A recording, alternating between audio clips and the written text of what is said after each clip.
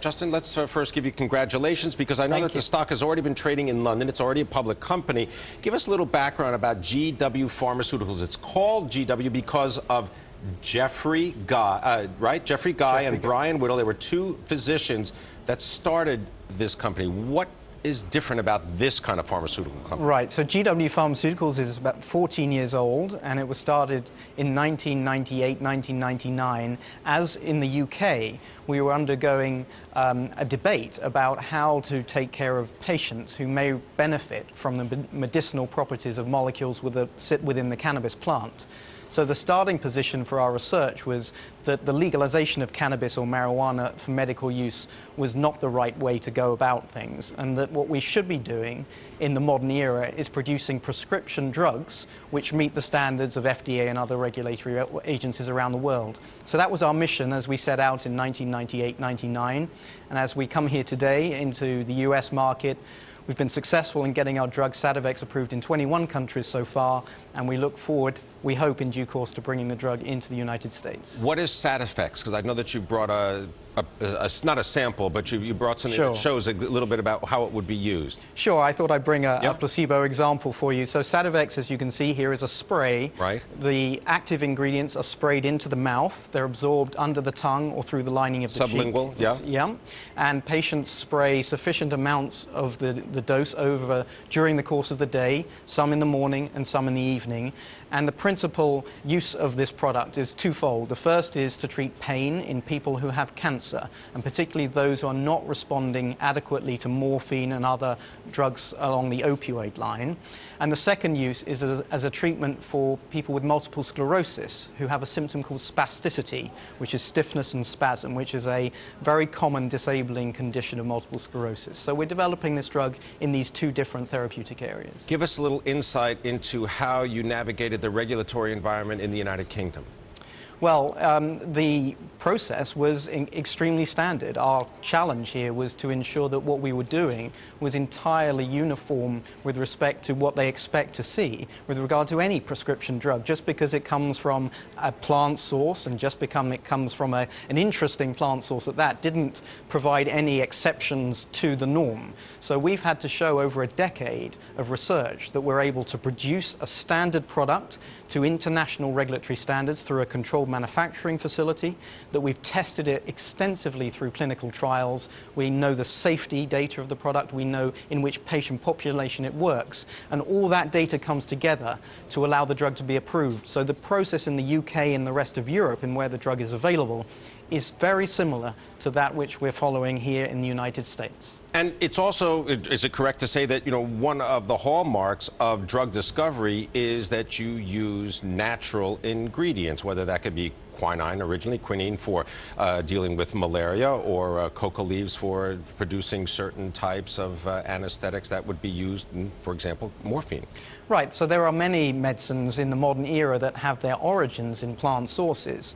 What we've done over the modern era, rightly, is ensure that those medicines can be translated into a regulatory system which provides protections for patients. Patients know that the drug they're getting every day is the same, manufactured to high standards. So you've got consistency. Consistency, you've got high quality manufacturing, you know exactly what you're getting, you know what doses you need to take, you have instructions from your physician, you know the side effects, and you know how to expect so there's some accountability. Right. And that has allowed us over the last 50 years to produce medicines which conform to those kind of practices. In our view, that's exactly what is required for medicines that are derived from cannabis that have molecules in them called cannabinoids. So we're interested in doing exactly the same thing, conforming to all the normal legal and regulatory standards, but creating a very specific product with a specific composition which can meet the very rigorous standards that FDA provided and laid down. Now, we started the segment by talking about how your shares are now being listed on the NASDAQ. As I said, they were already being traded in London, GWPHV. What's next in the United States besides the listing? How do you get your prescription drug into the hands of doctors? So the FDA approval process requires extensive and lengthy clinical trials. This product is currently in phase 3 trials, which is the final stage of clinical testing here in the United States. Those trials are recruiting patients in the US and other parts of the world right now, and they're expected to complete next year. Our plan is, subsequent to the results of those studies, that we will file a regulatory submission to the FDA in order to obtain approval for the product and allow it to be made available as a prescription drug in the United States. What's the addressable market for this kind of drug? Well, certainly in the field of cancer, regrettably, of course, it's a common and increasingly common condition. People with pain who have cancer experience pain, and particularly towards the end of people's lives, pain becomes increasingly an issue for them, and they take drugs such as morphine and other opioids. For a reasonable proportion of those patients, they're either unable to tolerate those drugs or don't obtain adequate efficacy. So there's around 400,000 people in the United States who would potentially benefit from this medicine in that they have cancer pain which is not being adequately treated today. So that's the sort of patient population that we would be hoping to treat in due course. There is one company in the UK which has commercialised, I suppose, cannabis-based product for medical use. It's Justin Govers, Managing Director of GW Pharmaceuticals, a manufacturer of medical cannabis. Justin, thanks very much indeed for joining us. Now, you're listed on AIM. You've now got a product in the marketplace for pain relief in MS. Just explain to us how that works. So we've developed a product called Sativex. I have a little example here. It's a spray formulation. It is derived from 2 standardized extracts of specific plant types of cannabis, which have been bred to exhibit specific medicinal properties. We have formulated it, developed it over the last 12 years, and have now sought and obtained approval for this product in 4 European markets. We have 4 more markets to launch next year and 10 more coming after that. So those markets that you're now starting to sell in, UK, Spain, Germany, Denmark, New Zealand, Canada as well. How many countries by the end of next year do you hope to have this in? We'd hope to have it approved in nearly 20 countries, and that really is focusing on Europe in the very short term. In the medium term, we have filings underway in Australia, parts of the Middle East are planned for next year as well, and then longer term we're looking at the United States. The United States isn't for this spray in terms of pain relief for MS. You're looking at it for cancer patients. So what's the application? How is the application different for that? So it's the identical product with the identical formulation. The approval so far is for people with multiple sclerosis who have a symptom called spasticity, which is stiffness and spasm, a debilitating symptom which is not well treated with current medication. We've also have applications, as you say, for this product outside of MS.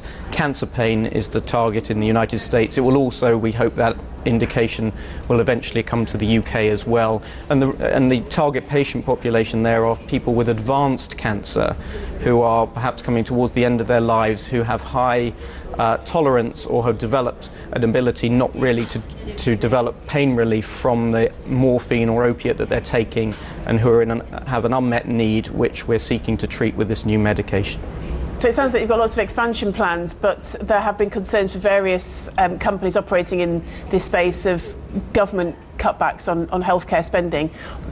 What are the production costs, and how cost effective is this for governments? Are you concerned about that as you're trying to expand? Well, I mean, I think the development costs for all new medicines these days are substantial, and that obviously feeds into the ability for us to charge in order to generate return for investors. We've spent over £100 million developing Sativex, taken 12 years to do that. The product costs about £6 a day, which in the context of a lot of new medications coming through onto the market is a significant discount to those new medicines, in particular treatments for the disease of MS. Those that are trying to slow the progression of the disease are significantly more expensive. So we appreciate that this isn't as cheap as perhaps an old generic medication, but it is treating a patient population for whom those medicines have failed to provide adequate benefit. So we think that pricing, we hope, is appropriate for healthcare systems.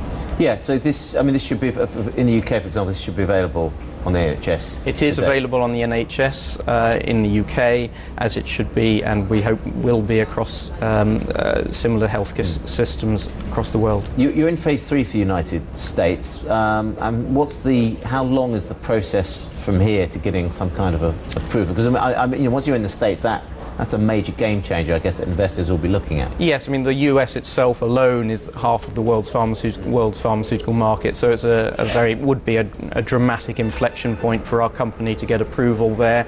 These cancer pain studies that I referred to earlier are expected to run for another 2 years, so we'll be looking for approval after that in the US, and as I mentioned earlier, for the same cancer pain indication in Europe and elsewhere. Well, are you, in terms of distribution and medical sales, are you handling that yourself? Are you doing that through third parties? How does it work? When you're the developer, yes, you get to a point when you have to hand over, don't you? That's right. Our expertise is in the science of cannabinoids. These are molecules unique to the cannabis plant. We have 165 people, all based in the UK, science-based team looking at these research projects. We out-license the commercial rights to major drug companies. We signed a deal this year with Novartis to sell this drug Sativex in Asia, in the Middle East and Africa. We have Bayer, the German company, sell the product here in the UK, and Spain's largest drug company called Almiral sell the drug across Europe. And look, and this is, you reckon, how many different uses or different drugs do you think, or uses you can come up with? Well, the cannabis plant has an extraordinary range of medicinal properties. It has had over many thousands of years a history of medicinal use. So we're looking at now other molecules in the plant in other areas such as epilepsy, diabetes, even the treatment of cancer itself, and we have some phase 2 studies, mid-stage studies underway in several other areas. Justin, thanks for that. Justin Glover, Managing Director at GW Pharmaceuticals.